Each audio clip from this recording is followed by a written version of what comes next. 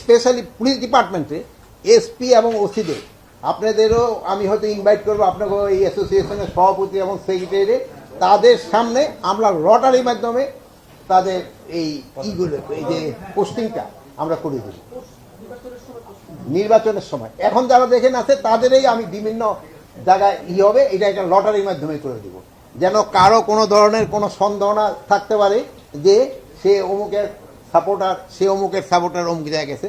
এই ক্ষেত্রে আমি ওই, আপনি তো সভাপতি না, সে আমাকে এখানকার আসে নাই,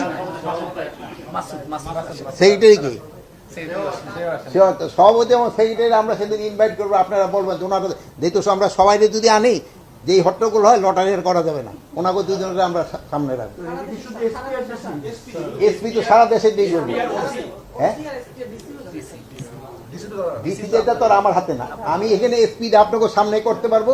ওসিদের এতগুলি হয় কি, এখন আবার আলাদা একটা সিস্টেম আছে, ওই সিস্টেমটা আমরা চেষ্টা করবো যদি একটা বের করতে পারি, আপনার তো আমরা ই করবো। যেহেতু ওসিদেরকে একটা হবে হয়তো ডিভিশন ওয়াইজ পোস্টিং করতে হবে, যেহেতু পুরা ডিস্ট্রিক্টটা করা যাবে।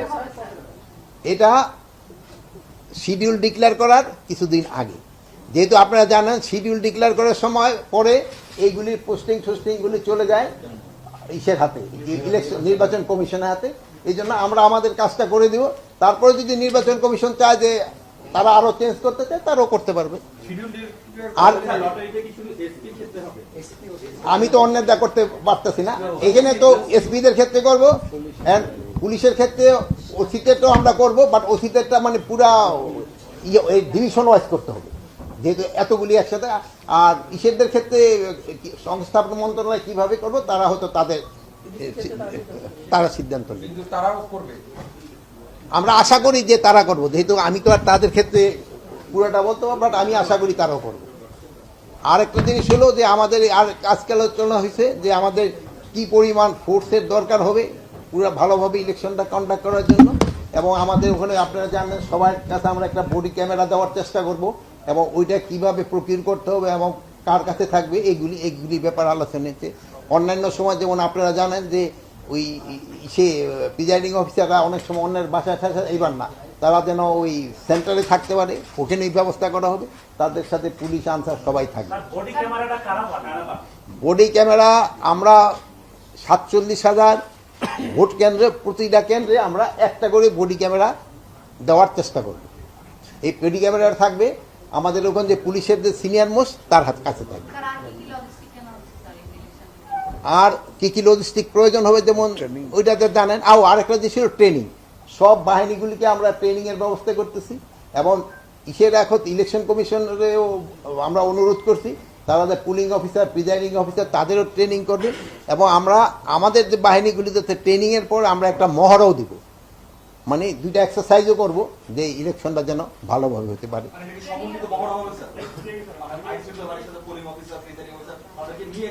না, আমাদেরটা আমরা করব, তারপরে যদি তাদের সাথে করা যায় তো ভালো, যেহেতু অনেক সময় আছে সবকিছু তো আর করা যায় না। বাট আমি আমাদের ভিতরে যেটা দায়িত্ব ওইটার ক্ষেত্রে আমি বলবো, বাট অন্যটা কিভাবে হবে ওইটা তো আমি এখন করতে পারবো।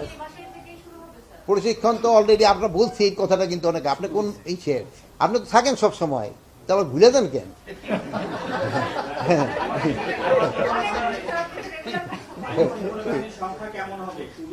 আমরা তো বলছি যে আইন শৃঙ্খলা বাহিনীর সংখ্যা প্রায় টোটাল মিলে আমরা কত, প্রায় 8 থেকে 8 লাখের মতো প্রায় থাকবে, সব মিলে প্রায় এক আনসারি থেকে শুরু করে সব বাহিনী না, সেনাবাহিনী সব মিলে প্রায় 8 লাখের মতো। যারা ইলেকশন ডিউটি করবে সবারই তো প্রশিক্ষণ দিতে হবে, 8 লাখ লোকেরই প্রশিক্ষণ লাগবে, সবারই প্রশিক্ষণ লাগবে। প্রশিক্ষণটা যার যার বাহিনী তার প্রশিক্ষণ দিবে, যার যার এলাকায় তার ভেন্যু। যেমন আপনার যদি বলি ভাই আপনি থাকেন কোথায়, আপনার বাড়িতে আপনি থাকেন, তো আপনার খাওয়া দাওয়া তো আপনার বাড়িতে হয়, তাদেরও ভেন্যু যার যার জায়গায় হবে।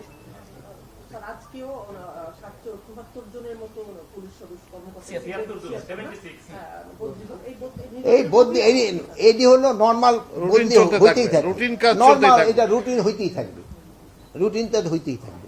আর ঠিক আছে, আপনারা যে ইনিশিয়েটিভ নিচ্ছেন ডিফারেন্ট এবং আশা করছেন সুষ্ঠু নির্বাচনের ক্ষেত্রে, তারপরেও যদি পুলিশের পক্ষপাতিত্বের অভিযোগ বা ভোট কারচুপির সাথে কোনো সংশ্লিষ্টতার আসে, আগে থেকে কি সতর্কতা থাকবে বা কি নির্দেশনা থাকবে আপনার? এটার ক্ষেত্রে আপনারা কি সতর্কতা নিতে বলেন এখন এইটার তো ক্ষেত্রে